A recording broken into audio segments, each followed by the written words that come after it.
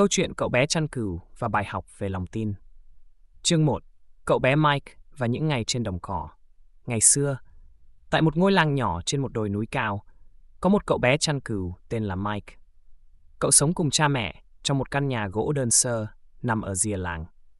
Gia đình Mike không giàu có, nhưng họ có một đàn cừu khá lớn. Đó là tài sản quý giá nhất mà cha mẹ để lại cho cậu. Mike có nhiệm vụ chăn cừu mỗi ngày, dẫn chúng lên những đồng cỏ xanh mướt trên đồi để ăn cỏ và uống nước từ con suối mát lạnh. Công việc này tuy không quá vất vả, nhưng lại cực kỳ nhàm chán. Cậu bé thường xuyên ngồi một mình dưới bóng cây sồi lớn, đôi mắt lơ đãng nhìn lên bầu trời xanh trong. Những chú chim sải cánh bay lượn tự do trên cao làm cậu thấy ghen tị. Ước gì mình cũng có thể bay xa, khám phá thế giới rộng lớn ngoài kia. Mike thở dài. Cậu chẳng có ai để trò chuyện, ngoài đàn cừu lúc nào cũng chỉ biết bì bì và cơn gió hiu hiu thổi qua đồng cỏ. Một ý nghĩ lóe lên trong đầu cậu. Mình phải làm gì đó vui hơn chứ? Chương 2. Trò đùa tai hại. Hôm đó, khi mặt trời đã lên cao, Mike bỗng nảy ra một ý tưởng nghịch ngợm. Cậu đứng bật dậy, hít một hơi thật sâu rồi hét lên thật to. Sói! Sói đến rồi! Cứu tôi với! Tiếng hét vang vọng xuống làng. Lập tức, những người nông dân đang làm việc trên cánh đồng vội vàng dừng công việc, chạy lên đồi. Họ cầm theo gậy gộc, cuốc sẻng, thậm chí có người mang theo cả dao dựa, sẵn sàng đối mặt với con sói hung dữ. Nhưng khi họ tới nơi, không có con sói nào cả. Thấy thế, Mike ôm bụng cười lăn lộn trên bãi cỏ, cười lớn vì trò đùa đã thành công. Ha ha! Mọi người bị lừa rồi, trông ai cũng hoảng hốt thật buồn cười. Dân làng tức giận. Một bác nông dân cao tuổi nhíu mày nói, Mike, cháu không được bày trò như vậy. Nếu lần sau có chuyện thật, ai sẽ tin cháu? Nhưng Mike chẳng để tâm. Cậu vẫn thấy trò đùa này quá vui. Chương 3. Lời cảnh báo bị phớt lờ. Vài ngày sau, khi nỗi chán nản lại quay trở lại, Mike quyết định thử trò đùa lần nữa. Lần này cậu hét còn lớn hơn. Sói kia! Sói đang tấn công cừu! Dân làng một lần nữa chạy lên đồi, mồ hôi nhễ nhại, thở hổn hển vì mệt. Nhưng rồi, vẫn không có con sói nào cả. Mike lại cười lăn lộn, còn dân làng thì vô cùng tức giận. Cậu bé này đúng là không thể tin được. Một bác nông dân giận dữ nói.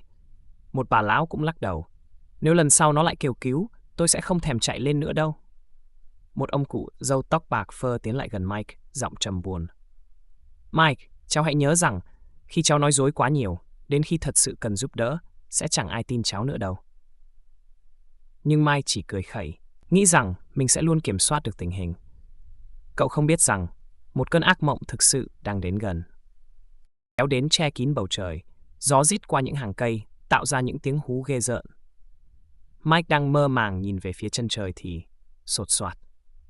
Một âm thanh lạ vang lên trong lùm cây gần đó. Mike quay đầu lại, mắt trợn tròn hoảng hốt.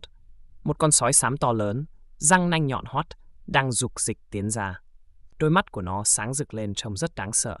Ôi không, một bầy sói! Mike hoảng hốt, cậu sợ hãi hét lên.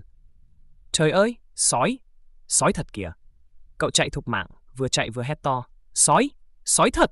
Cứu tôi với! Dân làng ơi! Nhưng lần này, không ai đến cả. Trong làng, một người đàn ông đang cắt củi nghe thấy tiếng hét, nhưng chỉ nhún vai. Lại nữa rồi, tôi không bị lừa đâu. Một bà cụ lắc đầu. Cứ để nó hét, không ai rảnh chạy lên đâu. Mike tiếp tục hét, nhưng vẫn không có ai xuất hiện. Lúc này, bầy sói đã tấn công đàn cừu. Nó vồ lấy những con cừu, cắn chặt trong hàm răng sắc nhọn, rồi chạy mất hút vào rừng.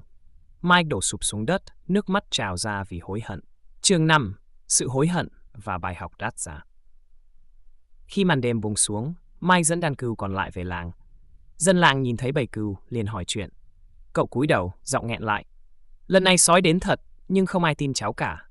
Mọi người trầm lặng. Một bác nông dân già thở dài, nói chậm rãi. Mike à, cháu thấy rồi đấy. Lòng tin một khi đã mất, rất khó lấy lại. Mike gật đầu, nước mắt lăn dài trên má. Từ ngày đó, cậu không bao giờ nói dối nữa. Dần dần, dân làng cũng tha thứ cho Mike, nhưng họ không thể tin cậu ngay lập tức. Cậu phải mất rất lâu để xây dựng lại lòng tin đã đánh mất. Và từ đó về sau, mỗi khi Mike hét lên, dân làng biết rằng cậu chỉ nói sự thật. Vậy là câu chuyện về Mike đến đây là hết rồi. Qua câu chuyện này chúng ta cùng nhận ra rằng lòng tin là thứ quý giá, nhưng rất dễ mất đi. Và một khi mất đi, rất khó để lấy lại. Vậy nên hãy có trách nhiệm với lời nói của mình các bạn nhé. Nếu các bạn thấy hay, hãy like và subscribe để theo dõi những